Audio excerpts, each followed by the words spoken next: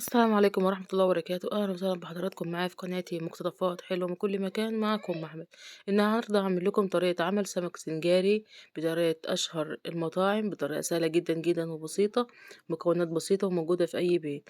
تابع معايا الطريقة والخطوات عشان تطلع أسهل طريقة بإذن الله. مكونات عبارة عن حوالي سمكة كبيرة بوري منضفاها بالشكل ده، وحط عليها ليمون وخل ونقعها فيه. طبعا التتبيلة بتاعتي عبارة عن شطة، توم، آه، ملح، ضربتهم في الخلاط لحد ما نعموا بالطريقة ديت. حطيت عليهم ليمون وخل وقلبتهم كده، وهبدأ ان انا احطها على السمكة بتاعتي بالشكل ده.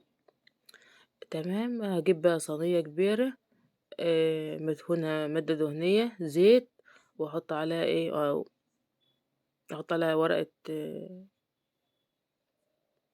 فويل بالشكل ده، واحط عليها برضه نقطتين زيت كده عشان السمكة ما تلزقش في قاع الصينية دي بقى وابدا بقى إن انا الف بقى الورقه ديت على حوالين سمكه كده، واحط التتبيله على السمكه بالشكل ده واوزعها كويس جدا.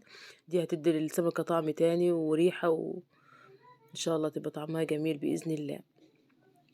الخلطه بتاعتي بقى اللي انا هحطها على فوق السمكه، بقيه التتبيله خدت نصها طبعا حطيتها على السمكه، والنص التاني حطيتها على التتبيله. حوالي بصله، جزر مبشور ناعم، طماطمايه مبشوره ناعم، فلفل اخضر مبشور ناعم. حطيت عليه زيت وخل وتوم، وقلبتهم بقى بالشكل ده. وطبعا التتبيله فيها الملح بتاعي. عاوزة تزودي ملح اوكي ماشي براحتك. طبعا دي انا كان معايا كزبرة خضرة كنت حطاها في الفريزر، لو كزبرة خضرة فريش اوكي ماشي هيبقى تمام مية مية. هبدأ بقى انا اوزع الخلطة بتاعتي الجامدة ديت على السمكة بالشكل ده، اوزعها كده وابدأ ارص بقى عليها شرايح ليمون. ممكن تحط شطة بدل الفلفل الاخضر، تحط شطة عاوزاها يعني حراقة وجوسي وكده، تحط شطة عليه. تكون بقى مجهزة الفرن بتاعي على درجة حرارة 200، وهبدأ بقى نحط السمكة بتاعتي اما تخرج من الفرن بالشكل ده. كنت عاملة معاها رز برام معمر كده باللبن جميل جدا.